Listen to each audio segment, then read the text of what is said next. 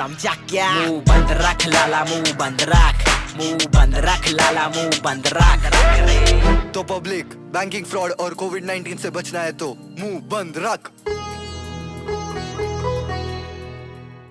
नमस्कार, जोहार, मैं हेमंत कुमार। आज के समय में साइबर फ्रॉड्स काफ़ी ज़्यादा बढ़ चुके हैं एंड आप डेली अलग अलग तरह के फ्रॉड्स के बारे में सुनते होंगे कि इनके साथ इस तरह का ऑनलाइन फ्रॉड हो गया, इनके साथ इस तरह का साइबर फ्रॉड हो गया, बैंकिंग फ्रॉड हो गया। और चूंकि अभी इंटरनेशनल फ्रॉड अवेयरनेस वीक चल रहा है, तो आज की इस वीडियो में आपको ऑनलाइन फ्रॉड, साइबर फ्रॉड से बचने के कुछ टिप्स के बारे में बताने जा रहा हूँ। So without wasting any time, let's instil your mind.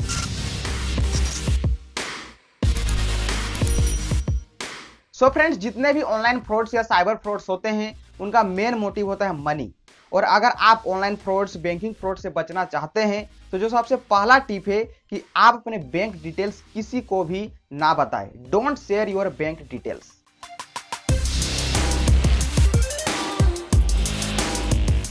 आपने कई सारे इस तरह के केसेस सुने होंगे जहां पर फ्रॉडस्टर्स बैंक ऑफिशियल्स बनकर कॉल करते हैं कि आपका कार्ड ब्लॉक हो गया है, आप अपना कार्ड नंबर बताएं, पिन नंबर बताएं, या फिर एक्सपायरी डेट बताएं, सीवीवी बताएं, या फिर आपके बैंक डिटेल्स ही मांगते हैं। तो आपको अपना बैंक डिटेल्स किसी को भी नहीं देना है, ना ही फ़ोन पर और ना ही ऐसे ही किसी को बताना है। और मैं आपको बताना चाहूँगा कि बैंक वाले आपको कभी भी फ़ोन पर ये डिटेल्स नहीं मांगते हैं, क्योंकि आपका अकाउंट उन्हीं के बैंक में है तो उन्हें सब पता ही है। तो आपको वो कभी फ़ोन करके मांगेंगे नहीं कि आप हमें अपना कार्ड नंबर बताएं, एटीएम पिन बताएं, या फिर नेट बैंकिंग का पासवर्ड बताएं। आपको ये सारे डिटेल्स किसी को भी नहीं देने हैं। और ख़ास करके जो ओटीपी होता है जो आपके मोबाइल पर आता है, वो आपको भूल करके भी किसी को नहीं देना है। एक ओटीपी आपका बैंक पूरा खाली कर सकता है।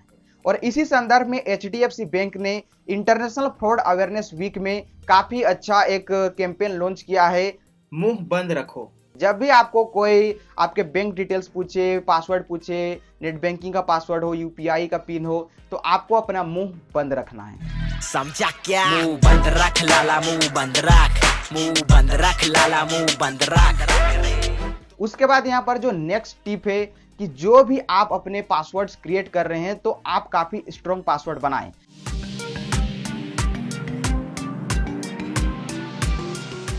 काफ़ी सारे लोग पासवर्ड में अपना मोबाइल नंबर रख लेते हैं या फिर अपना ही नाम रख देते हैं। यानी आपको काफ़ी सिंपल, जो गेस किया जा सके उस तरह का पासवर्ड नहीं रखना है। चाहे आप अपना नेट बैंकिंग का पासवर्ड क्रिएट कर रहे हैं, मोबाइल वॉलेट का पासवर्ड क्रिएट कर रहे हैं, किसी वेबसाइट में आप ऑनलाइन शॉपिंग कर रहे हैं, जो भी आप पासवर्ड बना रहे हैं तो कोशिश करें कि जितना स्ट्रॉन्ग बना सके बनाइए।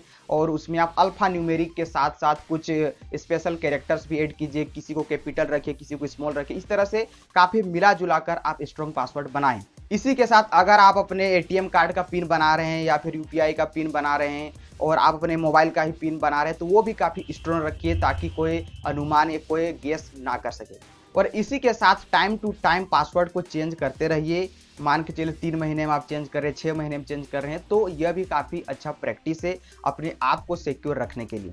उसके बाद यहाँ पर जो नेक्स्ट टिप है कि जितने भी आपके ऑनलाइन अकाउंट से या फिर सोशल मीडिया अकाउंट से, तो सभी में आप 2 फैक्टर ऑथेंटिकेशन जरूर ऑन करके रखें।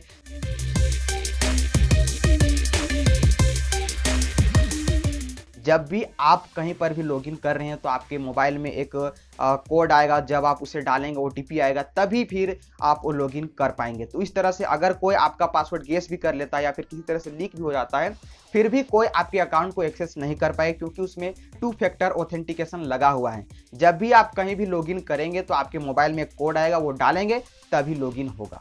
उसके बाद यहाँ पर जो नेक्स्ट टिप है, जब भी आप किसी वेबसाइट में ऑनलाइन पेमेंट कर रहे हैं, शॉपिंग कर रहे हैं, जहाँ पर भी आप अपने कार्ड डिटेल्स डाल रहे हैं, नेट बैंकिंग आप लॉगिन कर रहे हैं, तो आप यह जरूर चेक कीजिएगा कि उसमें HTTPS लगा हुआ है या नहीं।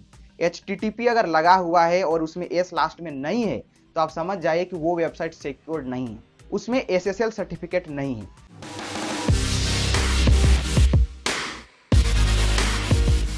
अब ये SSL सर्टिफिकेट क्या करता है आपके वेबसाइट में, तो जो भी आप डेटा डालते हैं, जो भी आप इंफॉर्मेशन डालते हैं, तो उन सभी इंफॉर्मेशन को वो इनक्रिप्ट करके आगे प्रोसीड करता है। तो इससे आपके डिटेल्स सिक्योर्ड रहते हैं। तो यह काफ़ी ज़रूरी है। आज के समय में कई सारे नए नए वेबसाइट आ रहे हैं जहां पर आप ऑनलाइन पेमेंट करते हैं, आपको कुछ बाय करना रहता है, तो आप ये एक चीज़ जरूर चेक कीजिएगा कि उसके वेब एड्रेस में HTTPS लगा हुआ है या नहीं।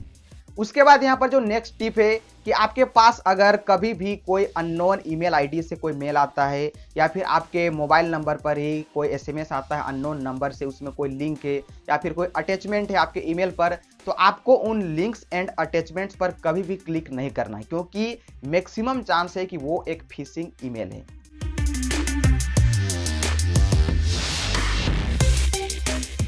जैसे ही आप उस लिंक पर क्लिक करेंगे तो वहां पर कुछ स्क्रिप्ट लोड हो जाएंगे, उसके बाद आपका जो भी डेटा रहेगा वेब ब्राउजर में, इसी के साथ अगर उसमें कुछ डेटा डालने के फील्ड्स आ रहे हैं तो सारे डिटेल्स हैकर्स के पास चले जाएंगे और आपके जो भी कॉन्फिडेंशियल डेटा है वो एक्सेस कर सकते हैं।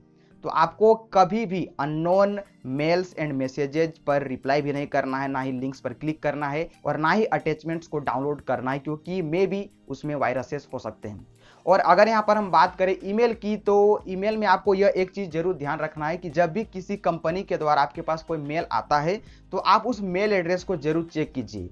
मेल एड्रेस में क्या लास्ट में @gmail.com है, क्या @rediffmail.com है, या फिर उस कंपनी का जो भी ऑफिशियल वेबसाइट है, जो भी डोमेन नेम है वो लास्ट में दिया हुआ है।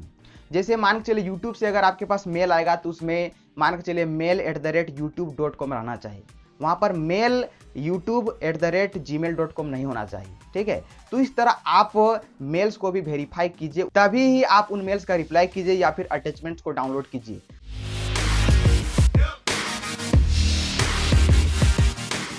जो भी आपका मोबाइल है, जो भी आपका कंप्यूटर, उसमें जो भी आप पासवर्ड लगा रहे हैं वो स्ट्रॉन्ग रखिए। इसी के साथ उसमें आप एंटीवायरस सॉफ्टवेयर जरूर यूज कीजिए, अपडेटेड रहना चाहिए। जो भी आपका कंप्यूटर है तो वो भी आपको अलग अलग वायरसेस एंड इस तरह के साइबर अटैक से बचा सकता है। उसके बाद जो भी आपका वाईफाई है उसका भी पासवर्ड आप काफ़ी स्ट्रॉन्ग रखिए, उसमें जो भी सिक्योरिटी मेजर्स है उसे आप अच्छे से फॉलो कीजिए। एंड अगर आप अपने स्मार्टफोन से ही हॉटस्पॉट से वाईफाई चला रहे हैं तो आप अपने हॉटस्पॉट का भी पासवर्ड काफ़ी स्ट्रॉन्ग रखिए। और जब आपको ज़रूरत ना हो तो आप हॉटस्पॉट को ऑफ कर दीजिए, क्योंकि वाईफाई को भी हैक करके आपके सिस्टम पर घुसा जा सकता है, आपके नेटवर्क को भेजा जा सकता है एंड फिर आपके जो भी कॉन्फिडेंशियल डेटा है उसे एक्सेस किया जा सकता है। इसी के साथ यहाँ पर मैं आपको और एक चीज़ बताना चाहूँगा कि जब भी आप कोई VPN यूज कर रहे हैं तो आप अपने कॉन्फिडेंशियल डेटा को कभी भी इंटरनेट पर मत डालिए, किसी के साथ शेयर मत कीजिए, किसी भी वेबसाइट में मत दीजिए। तो ये रहे कुछ cyber security tips. I hope कि यह वीडियो आपके लिए हेल्पफुल रही होगी। अगर आपको वीडियो अच्छी लगी तो आप इसे लाइक करें और हो सके तो इसे अपने फ्रेंड के साथ जरूर शेयर करें ताकि उन्हें भी इसके बारे में पता चल सके। और अंत में मैं आपको यही कहूँगा, खुश रहिए, मस्त रहिए, तंदुरुस्त रहिए और हमेशा काम में व्यस्त रहिए। Be focused, don't be in focus. Hello sir, मैं ABCD बैंक से बोल रही हूँ। आपका कार्ड ब्लॉक हो गया है, तो अनब्लॉक करने के लिए अपना 3 अंकों का सिक्योरिटी कोड बताएंगे प्लीज। मुंह बंद रख लाला, मुंह बंद रख, मुंह बंद रख लाला, मुंह बंद रख। तो पब्लिक, बैंकिंग फ्रॉड और कोविड-19 से बचना है तो मुंह बंद रख।